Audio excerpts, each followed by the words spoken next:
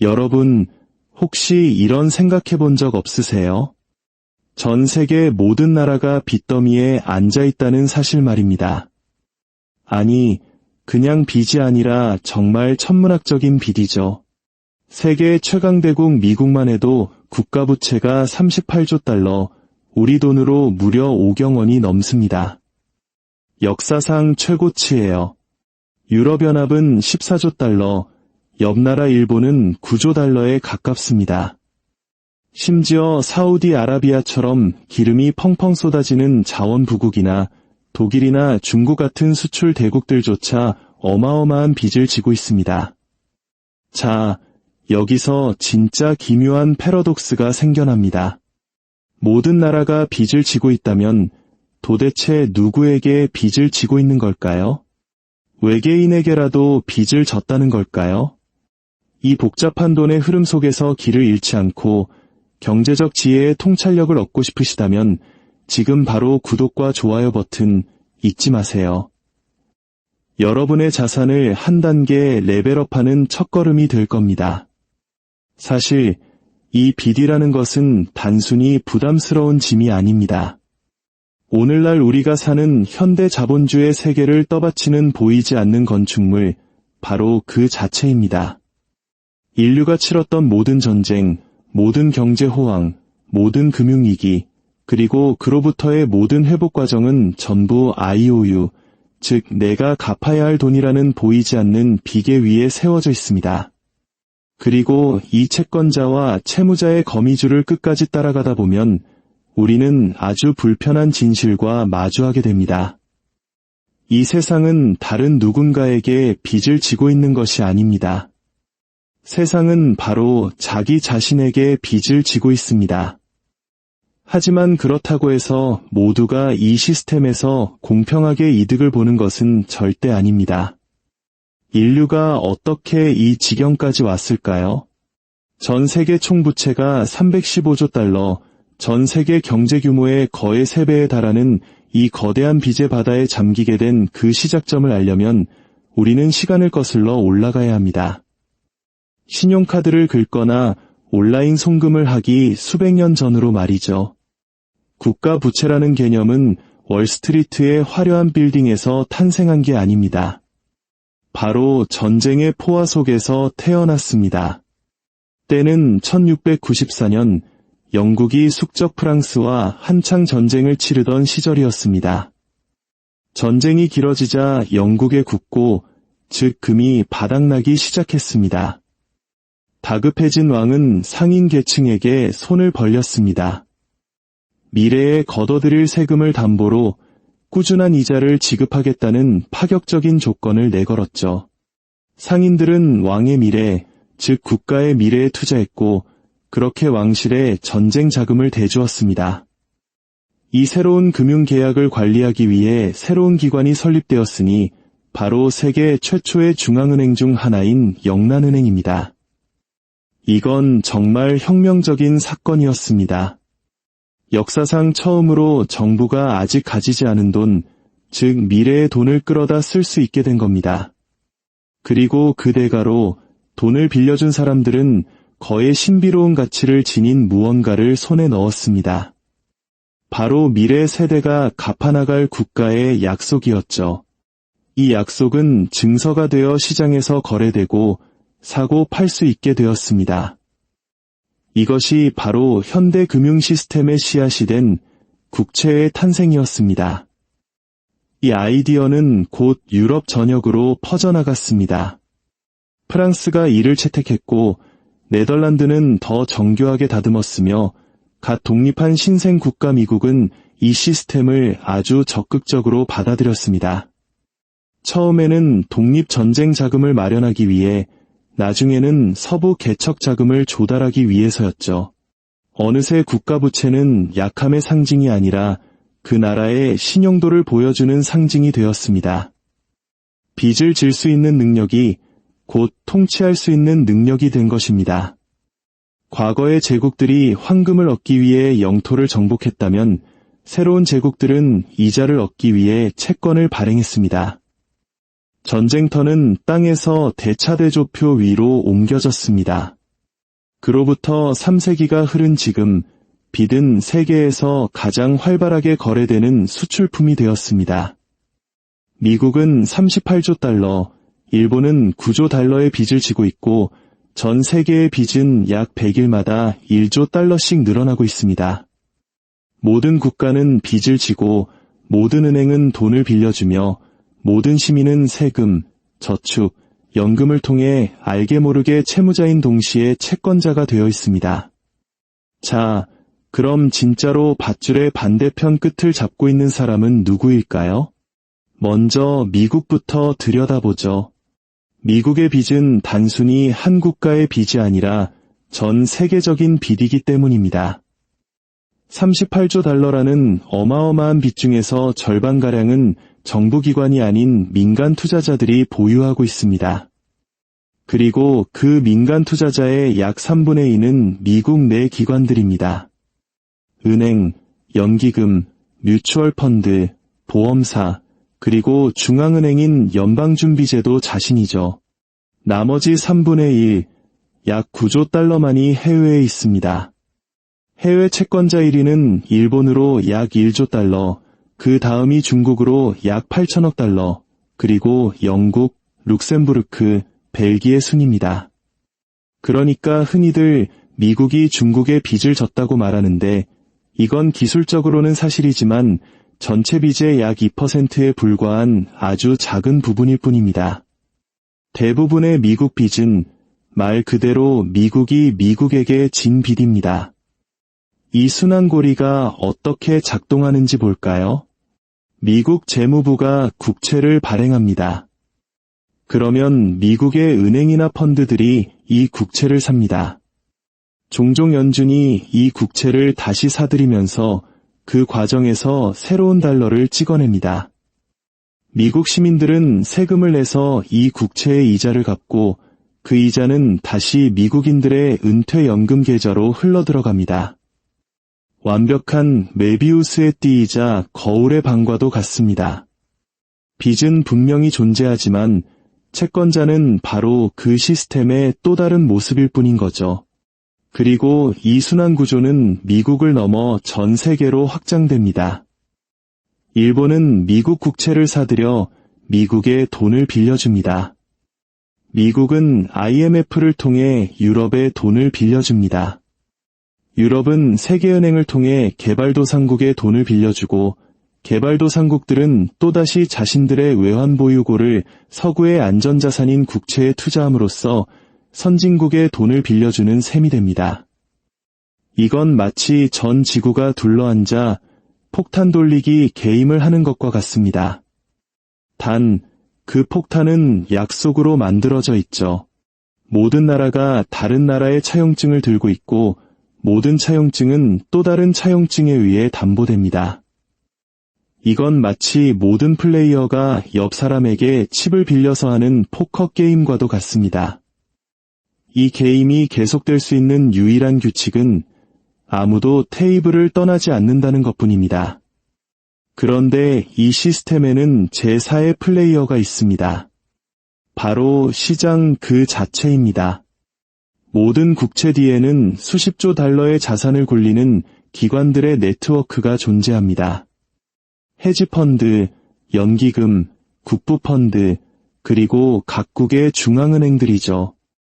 이들이 바로 신용의 진정한 심판자들입니다. 어느 나라가 싼 이자로 돈을 빌릴 수 있고 어느 나라가 살아남기 위해 비싼 프리미엄을 지불해야 하는지를 결정합니다. 이들이 신뢰를 잃으면 통화 가치는 폭락하고 정부는 무너지며 한 나라의 경제 전체가 하룻밤 사이에 다시 쓰여질 수 있습니다. 민주주의는 누가 통치할지를 결정할지 모르지만 시장은 누가 살아남을지를 결정합니다. 그리고 이 모든 것의 심장부에는 궁극적인 시장 조성자, 바로 중앙은행이 자리 잡고 있습니다. 중앙은행은 단순히 빚을 관리하는 것을 넘어 빚을 창조합니다. 연준이나 유럽중앙은행이 국채를 사들일 때마다 그들은 그 대가로 새로운 돈을 마법처럼 만들어냅니다. 한쪽 대차대조표의 부채가 다른 쪽의 자산이 되는 순간이죠. 사실상 시중에 유통되는 모든 돈은 어딘가에 있는 빚 단위를 나타냅니다. 진실은 빚 없는 돈이란 존재하지 않는다는 겁니다. 모든 동전, 모든 지폐, 모든 디지털 화폐에는 그 표면에 보이지 않는 차용증이 새겨져 있습니다. 수십 년 동안 이 시스템은 단 한 가지, 신뢰에 의해 유지되어 왔습니다. 투자자들이 정부가 원금을 절대 갚지 않더라도 이자는 계속 지불할 것이라고 믿는 한 이 기계는 계속 돌아갑니다. 하지만 그 신뢰가 깨지면 어떻게 될까요? 우리는 이미 그 답을 본 적이 있습니다. 2010년 그리스에서는 정부의 빚이 감당 불가능한 수준이 되었습니다. 채권 보유자들은 패닉에 빠졌고 국채 수익률은 하늘로 치솟았습니다. 유럽중앙은행과 IMF가 개입했지만 그들의 구제금융은 고통을 동반했습니다. 긴축재정, 증세, 대량 실업, 한 세대 전체가 구제가 곧 희생을 의미할 수 있다는 것을 배웠습니다. 아르헨티나에서는 반복되는 채무불이행이 국가부채를 국가적 저주로 만들었습니다. 스리랑카에서는 정부가 대출을 갚을 외화가 바닥나자 연료 부족과 정치적 붕괴가 뒤따랐습니다. 시스템이 무너지면 채권자들은 갑자기 눈에 보이게 됩니다. IMF, 신용평가사, 그리고 한 국가 전체의 목을 조를 수 있는 익명의 채권자들이 그 모습을 드러냅니다. 하지만 모든 붕괴 이후에도 똑같은 논리가 다시 시작됩니다. 낡은 빚은 재조정되고 새로운 대출이 낡은 것을 대체하며 기계는 리셋됩니다. 대차대조표는 그대로인데 이름만 바뀔 뿐이죠. 왜냐하면 21세기의 빚은 갚기 위해 존재하는 것이 아니기 때문입니다. 그것은 연장되기 위해 존재합니다. 여기서 이 영상의 가장 충격적인 비밀이 나옵니다. 사실 오늘날의 정부들은 빚을 갚을 계획이 전혀 없습니다. 지금도 앞으로도 영원히요. 이건 음모론이 아니라 정책입니다. 개인이 돈을 빌리면 원금을 갚아야 하지만 국가는 다르게 운영됩니다. 그들은 재융자를 합니다. 낡은 채권을 갚기 위해 새로운 채권을 발행하는 거죠.